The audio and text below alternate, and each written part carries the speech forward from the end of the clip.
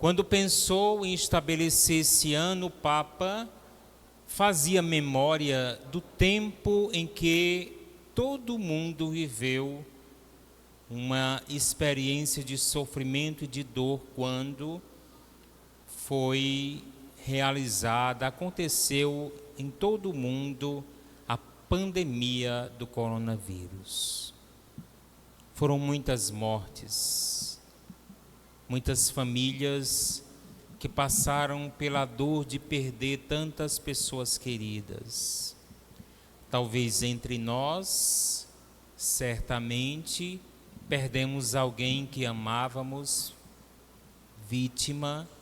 do coronavírus. Talvez alguém de nós tenha chegado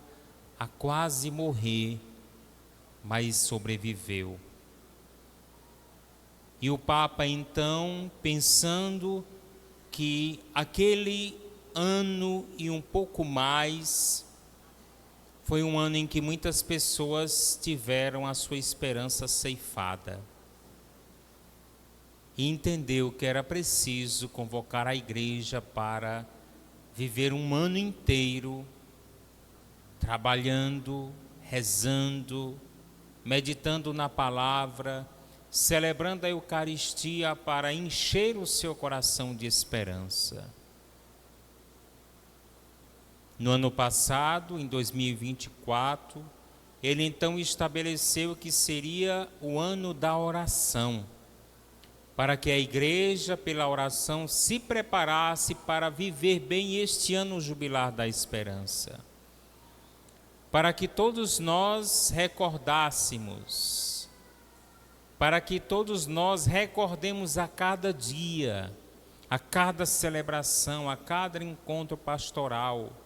que todos nós somos peregrinos de esperança. Que é verdade que em alguns momentos da nossa peregrinação, a gente tem a tentação de esquecer que o Senhor caminha sempre conosco. Porque é verdade que na hora da dor e do sofrimento, da inquietação da alma, torna-se em alguns momentos difícil a gente continuar confiando que Deus caminha conosco. Mas esta volta à casa de Deus, esse retorno contínuo e diário à palavra, a escuta da pregação da palavra de Deus,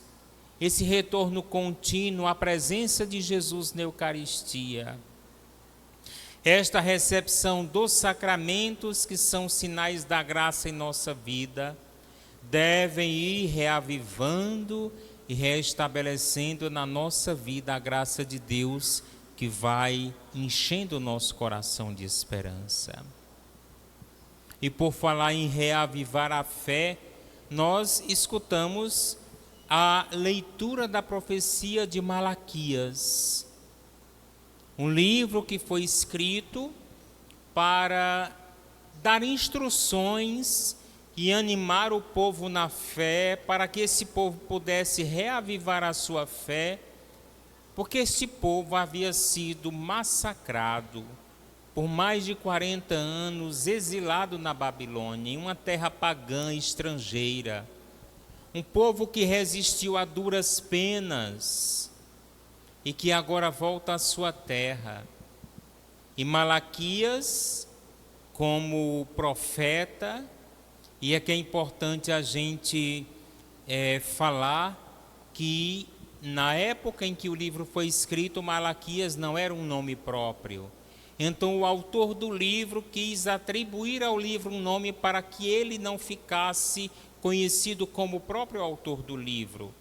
Ele quis ficar no escondimento, ele quis ser apenas como João Batista, que disse: eu sou a voz que grita no deserto, eu sou apenas um instrumento. Então Malaquias está tentando reanimar o povo na fé, para que o povo entenda que o Senhor nunca deixou de caminhar com ele, que o Senhor o acompanhou até então. Por isso que ainda existe no coração do povo de Israel a fé E esta mesma fé fez com que o povo retornasse à sua terra e pudesse caminhar nessa confiança ao Deus de Israel. Mas esse dia também desta festa, pela carta aos Hebreus, nós podemos aqui recordar um pouco aquilo que a gente vivenciou no Natal da encarnação do Verbo de Deus, porque a gente está lembrando aqui que Deus quis se fazer homem, que Ele assumiu a nossa condição humana, e que maravilha a gente lembrar disso para a gente pensar até que ponto o amor de Deus chegou. Ele não se contentou somente em tirar um povo da escravidão do Egito, acompanhar esse povo até chegar à terra prometida,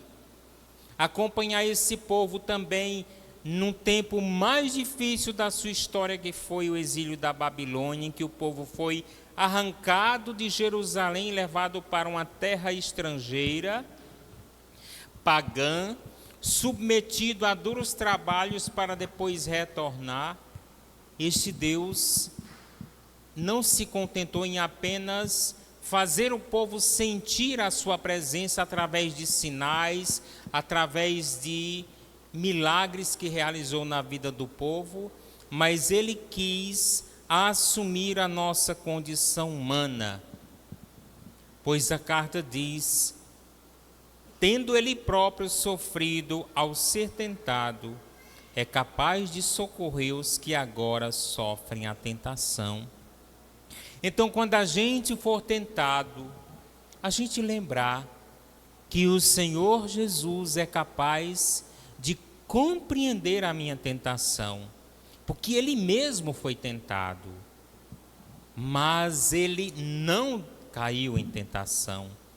Então, na hora da tentação, a gente pode recorrer a Ele para dele receber a graça, a intuição, o direcionamento, a iluminação interior, para a gente saber como vencer aquela tentação. Porque Ele mesmo passou pela tentação e é capaz de se compadecer de nós quando nós passamos por tentações. E quando nós passamos pela dor e pelo sofrimento, porque Ele, diante do túmulo do seu amigo Lázaro, chorou, para dizer a nós que o chorar diante da morte de alguém que a gente ama não é fraqueza, mas é uma demonstração da nossa humanidade, de que a gente é feito de sentimento e de emoção, e que muitas vezes a nossa dor e o nosso sofrimento, ele vai escoar, ele vai sendo aliviado, muitas vezes a cada lágrima que a gente é capaz de derramar, de verter. E hoje, celebrando essa festa da apresentação do Senhor, a gente recorda primeiro que a família de Nazaré, como uma família inserida em uma sociedade, em uma tradição religiosa, estava ali no templo para cumprir aquilo que a lei determinava, que o primogênito devia ser apresentado e consagrado ao Senhor, e que a mãe, após os 40 dias, por volta dos 40 dias depois que tinha tido a criança, pela lei estava impura, precisaria se apresentar no templo para ser purificada. Então a família de Nazaré nos fala, por esse gesto, por essa postura, que a gente também deve viver dentro da nossa igreja as nossas tradições religiosas, aquilo que a igreja nos indica, sempre com aquela confiança de que, se a gente obedece à igreja, se a gente obedece àquilo que Deus, através da igreja, nos orienta, nós estaremos fazendo a vontade do Senhor.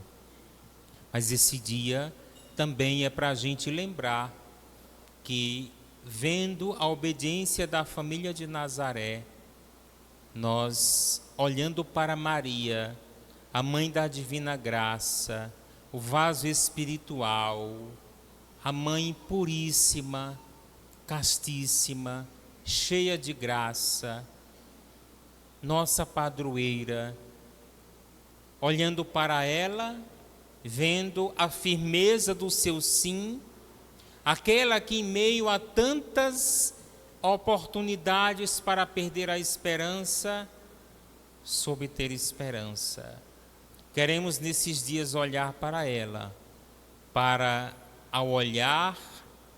contemplar a sua firmeza de fé, a sua coragem, também como cristãos, vivermos esse caminho,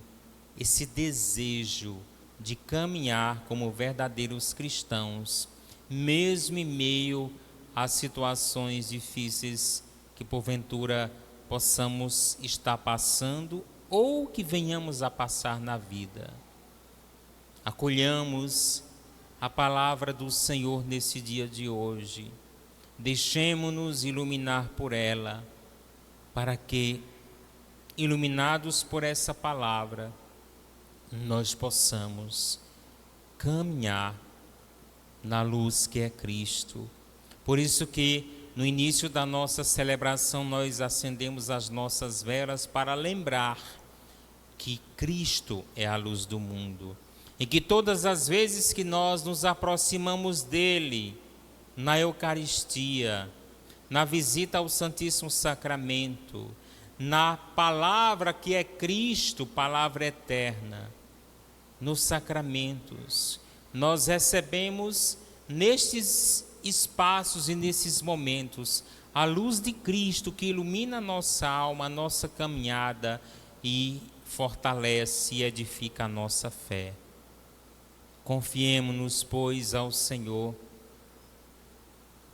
e nos confiemos nesses dias à intercessão de Maria, para que, renovando a fé no seu sim, nós possamos ir aprendendo nesses dias a viver e a caminhar como verdadeiros peregrinos de esperança. Louvado seja nosso Senhor Jesus Cristo.